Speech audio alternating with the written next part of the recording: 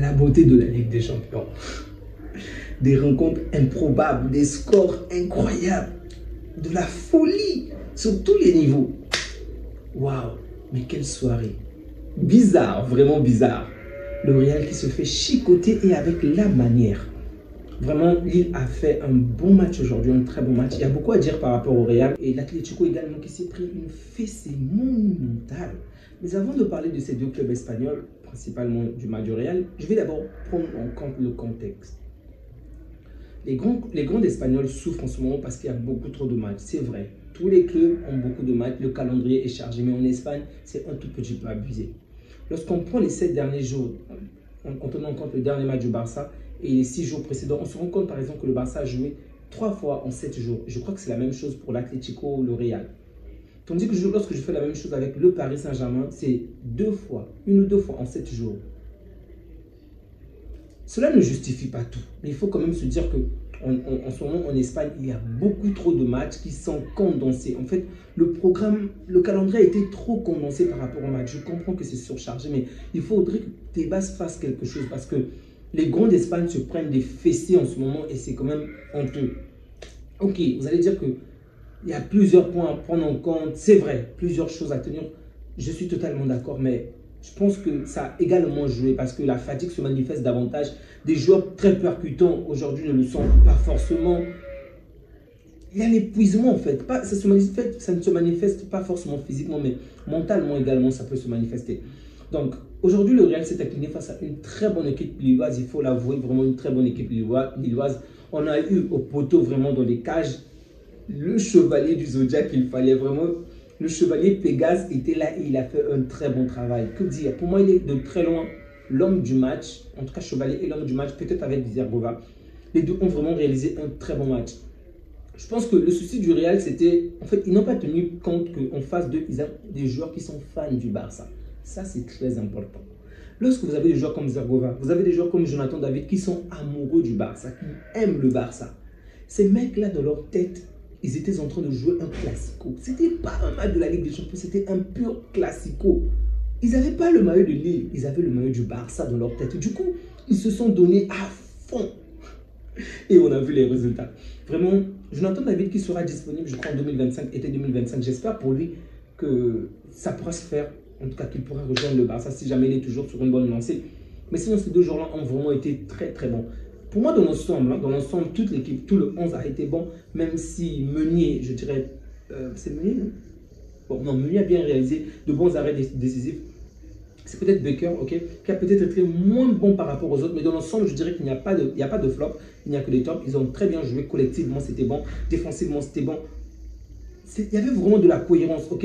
Ce n'est peut-être pas le Barça de Pep qu'on a vu aujourd'hui, mais tout était cohérent. Ils ont joué contre un adversaire, ils ne sont pas venus pour... S'ils étaient à domicile, bien évidemment, mais ils n'ont pas joué cette carte défensive, un mur pour... Non, ils ont respecté le Real et ils se sont donnés à fond. Ils se sont donnés à fond. Et on a vu, c'est le Real qui commençait à balancer le ballon tout le temps. Ça, je n'ai vraiment pas compris. Pourquoi le Real a joué avec ce système de balance, balance, balance? C'est quoi le problème? Calme, calme, calme. Allez-y. Mais bon, ça me réjouit que le Real soit dans ce genre de circonstances parce que l'adversaire a mieux joué en tout cas. Du côté de Lille, comme je l'ai dit, Meunier a réalisé des arrêts vraiment décisifs. Sans Meunier, le Real aurait certainement marqué plus d'un but aujourd'hui. Mais vraiment, il a été bon. Le Real a réalisé plusieurs actions à la fin du match, surtout à la fin du match. Mais Meunier était constant. Chevalier était constamment là, en haut, en bas, partout, il était là. Et du côté du Vinicius, je ne sais pas. Je pense qu'il faudrait accorder du temps à Vinicius, vraiment, parce qu'il est épuisé. Il est moins percutant que d'habitude. Il est moins utile, il faut le dire, que généralement, facilement, Vinicius parvient à déstabiliser l'adversaire, à passer. Mais aujourd'hui, il a vraiment eu du mal. On peut se dire que c'est un adversaire intéressant qu'il a eu, Meunier, je crois déjà. Mais ce n'est pas forcément tout parce que même contre l'Atlético, il y avait déjà certaines limites. Et c'est peut-être lié au calendrier surchargé dont je parlais, ou peut-être qu'il traverse juste une mauvaise passe. Mais dans tous les cas, je pense qu'il faut qu'on le fasse reposer un tout petit peu de temps et qu'on laisse d'autres joueurs prendre sa place. J'aurais vraiment souhaité voir Rodrigo jouer, c'est un joueur que j'aime beaucoup. J'aurais vraiment souhaité voir qu'il puisse jouer, mais bon, il n'a pas joué, c'est pas grave. Il y a eu de très bonnes choses, ok, de très bonnes choses du côté de Lille, mais du côté de Real, il y a pas mal de choses à dire. On peut déjà se plaindre de certains remplacements de Ancelotti, de certains positionnements, par exemple, avec Valverde. pourquoi Valverde s'est retrouvé à cette position-là précisément. Pourquoi pas au centre, pourquoi pas, excusez-moi, au centre, oui, mais je n'ai vraiment pas compris cela. Mais le coach de Lille, je ne sais pas ce qu'il fait, où il était tellement serein. C'est vrai, il y a des moments où c'est humain, il y a des moments où tu sens que la personne aimerait donner plus, aimerait faire entendre sa voix, mais la sérénité qu'il a eue du début jusqu'à la fin du match, ça aussi, ça a félicité. Et que dire? Aujourd'hui, Zegrova, c'était un Brésilien. Il a fait du beau travail, magnifique dribble, magnifique passe. Tout était beau. Ce que Vinicius n'arrivait pas à faire de l'autre côté, il le faisait tellement bien. C'est juste la finition qui n'était pas de mise, la finition qui n'était vraiment pas au rendez-vous. Jonathan David percutant en avant, mais lui également, la finition n'est pas encore ça. C'est pas encore ça. Becker dans le jeu, dans le positionnement aussi, c'était bon, mais les passes en avant, il faut améliorer, il faut améliorer. Oh. Mais le mec qui m'a vraiment, alors là, vraiment bluffé en fin de match, presque en fin de la deuxième période, c'est Santos. Oh, Santos, Santos, Santos, Santos, Santos, Santos. Ce mec-là est un défenseur. Vraiment, il a fait chier, il faut le dire ainsi, les supporters du match. Il a fait chier les joueurs du Real. Vraiment, il était tellement bon, tellement juste. C'est vrai, il a perdu une fois la balle et ça a failli conduire au but, mais dans l'intégralité du match, il était tellement bon. La classe, le positionnement. Le mec peut jouer à gauche comme à droite. Le mec peut facilement se lancer en avant, tout comme revenir. En fait, il a du Daniel Alves. Il a... Qui d'être encore même au centre dans l'axe, je peux dire qui. Waouh, vraiment, c'était très beau de voir un latéral jouer de cette manière-là. Vraiment. Et apparemment, il peut jouer dans les deux postes. Vraiment, c'était très beau. Je me suis régalé, vraiment régalé. J'ai vu aujourd'hui le Real se prendre des cartons.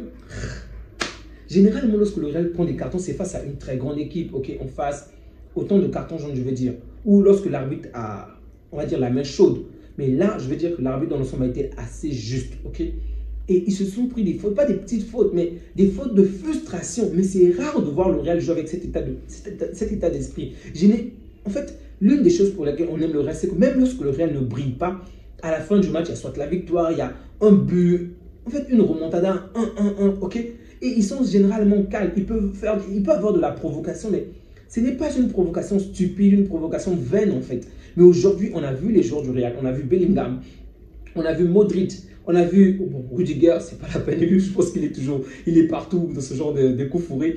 On a vu Carvajal aussi, lui il fait généralement des fautes intelligentes, mais aujourd'hui ils ont en fait une faute où tu sens que ouais, ça c'est juste de la frustration. Ça fait longtemps que je n'ai pas vu ce genre de choses.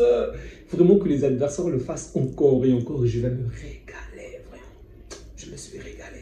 Les clubs français sont sur une très bonne lancée, vraiment sur une très bonne lancée. Monaco nous a fait du mal, ok, mais aujourd'hui ils ont fait un match nul alors que c'était compliqué pour eux. Brest, je crois qu'il est sur 2 victoires, je pense. Et là encore, Lille qui vient de gagner. Bravo, bravo, bravo, bravo.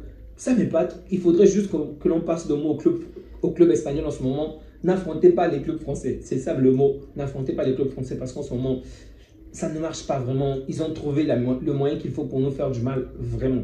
Je dis, le milieu du terrain du Real n'a vraiment pas été cohérent aujourd'hui. On peut parler de la défense, on peut parler des limites aujourd'hui de Tchouaméni.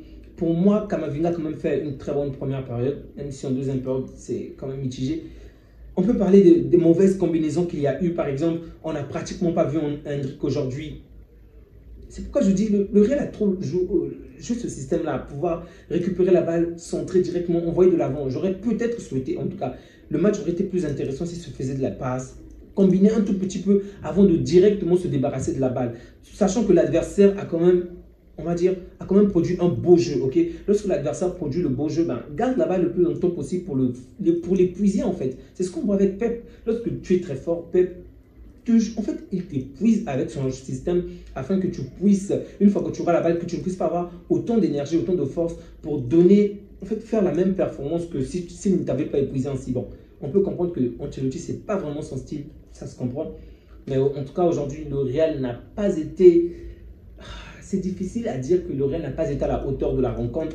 parce que je tiens en compte également le match qu'ils ont joué avant, ok? C'est surtout ça qui me pénalise parce que j'aimerais être peut-être plus virulent envers eux, mais lorsque je me souviens qu'ils ont joué un match très compliqué contre l'Atlético, je comprends, ils ne sont pas dans la meilleure forme, c'est possible, c'est compréhensible. Les amis, on va s'arrêter là, les amis, on va s'arrêter là. Prenez soin de vous et passez une agréable nuit, une nuit aussi belle que je viens de passer, que je suis en train de passer en ce moment. Que Dieu vous garde, on se dit à bientôt. Ciao.